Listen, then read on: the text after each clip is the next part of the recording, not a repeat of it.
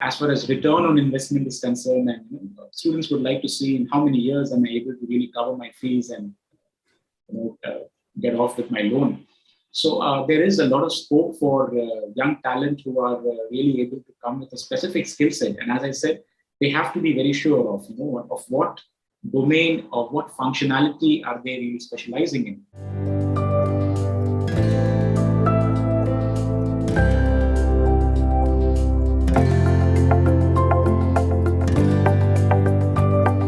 All right, here we are with another interesting video lined up for you. And today I have with me Mohit Dave, who's the program manager at International Cooperative Alliance.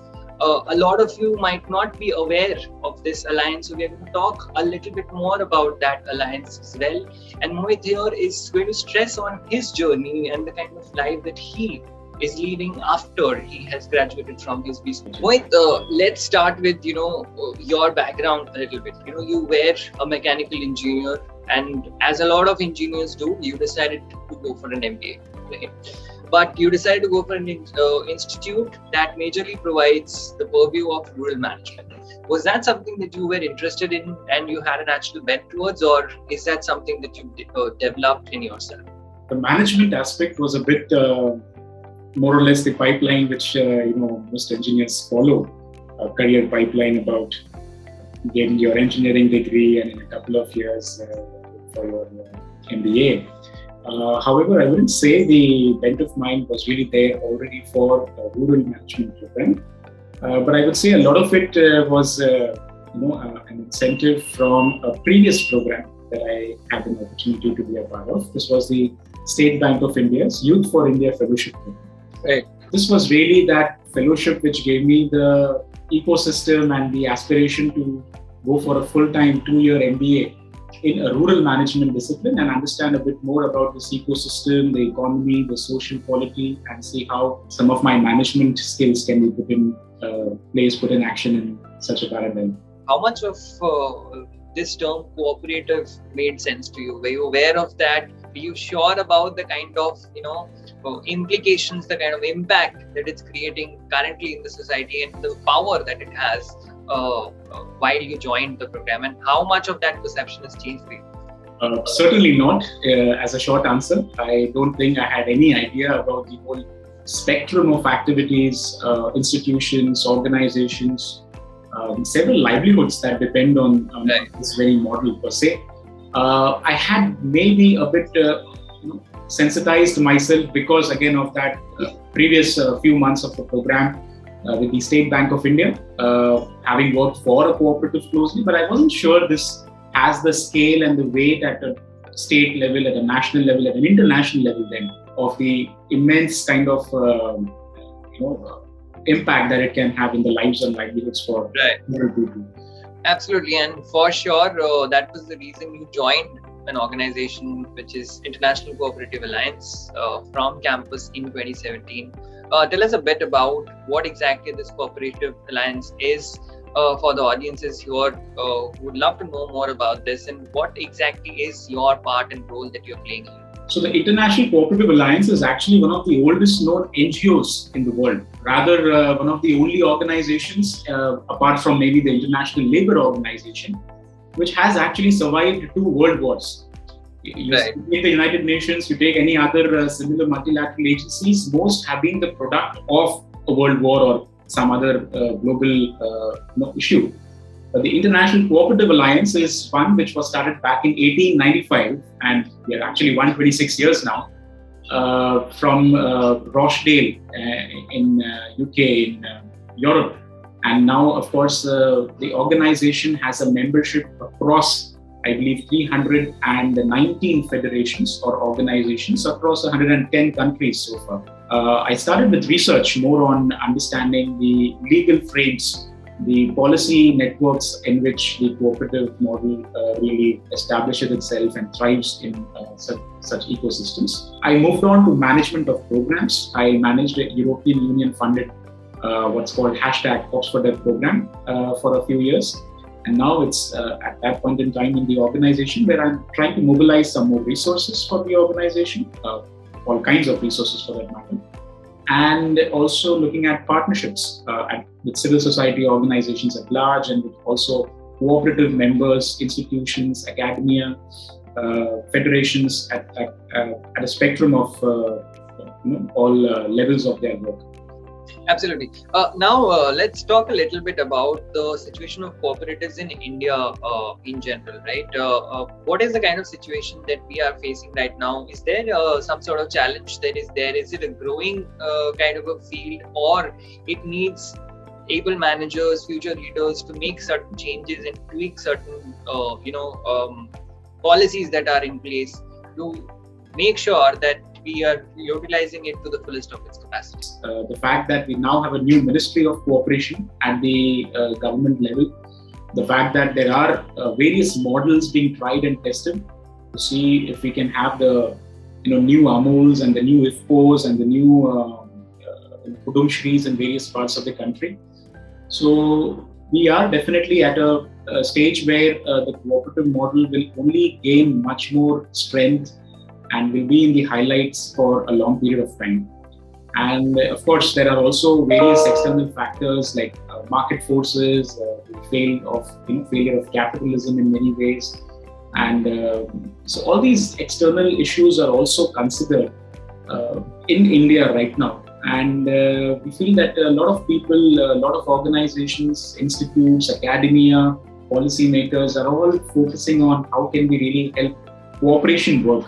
And of course, there can be various models of cooperation. And I believe never been a great time for young managers and young cooperators, both in the governance or the executives of cooperatives, to be really part of this ecosystem and part of the movement.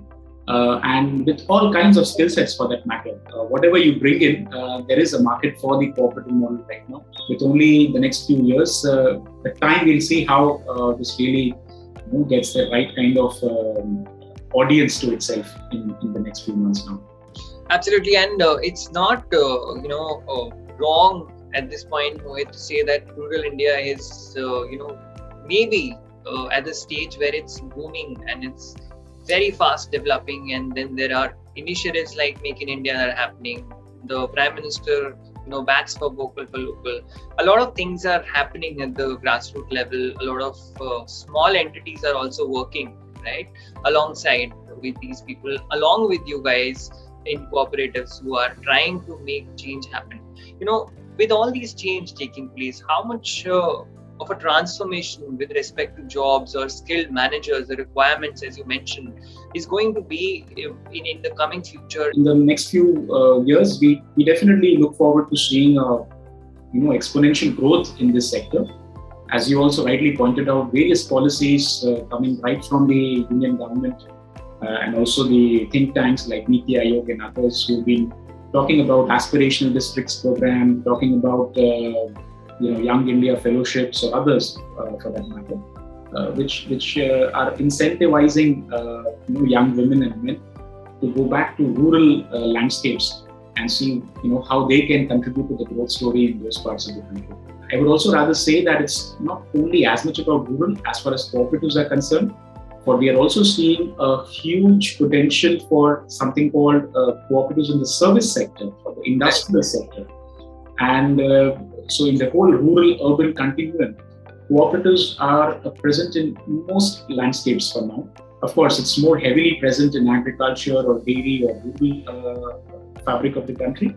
But there is quite some prominence in how technology cooperatives, freelancers cooperatives, computer engineers forming a cooperative for that matter. So how are they contributing to the society and not being a part of some very hierarchical models that are out there right now? Right. What should be a general expectation from the students who want to be in this space? Do you think it promises a lucrative career or a great ROI at the end of this 2 year in the spectrum, or should we look at it from the longer term perspective? I hope that in the short term also, while I'm pretty sure and very hopeful that the long term has much perspectives. But as far as return on investment is concerned, and students would like to see in how many years am I able to really cover my fees and get off with my loan.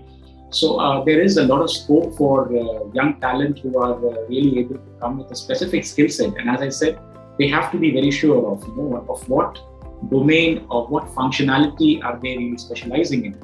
It is the core of course, but then there are needs in the technology space, needs in the marketing functions, needs in the financial domains.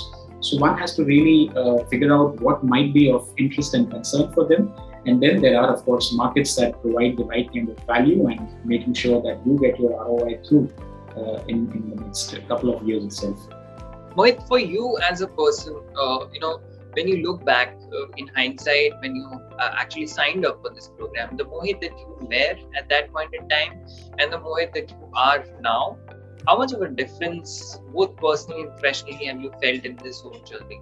So yeah, it's been a long time actually. It's I believe May 2015 when I walked into the campus. I think the maturity that we gain with working in an international environment with different cultures, different experiences, different priorities for the kind of stakeholders that we work with. So you really have to make sure that there is a balance of when you are making a decision which can have an impact at a international level or a national level federation. So the profile that I work with right now gives me a lot of opportunity to provide impact at scale, and hence the decisions which I used to take, let's say back in 2017 when I joined the organization, are no more the same now in end of 2021. You really put a lot of thought and effort to make sure that the kind of decisions you make should have the positive impact and the positive discrimination for all sections of the society. So we think about women, we think about vulnerable populations, we think about young students, we think about policymakers.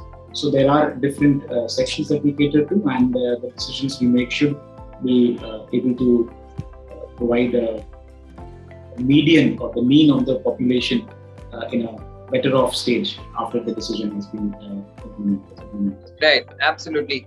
Thank you very much for taking out time and talking to us today about your work that you have been doing and the kind of journey that you have had in these few years that you have completed your B school and then you're working on the field. All the very best for all future endeavors that you have planned for yourself and the places that you want to travel to and the work and impact that you want to create. Thank you, Mohit, once again, and it was a pleasure talking to you. Thanks, Mo, and I really wish the best to all the aspirants for the management program, and happy to be of any help I can in future discourse. Thanks.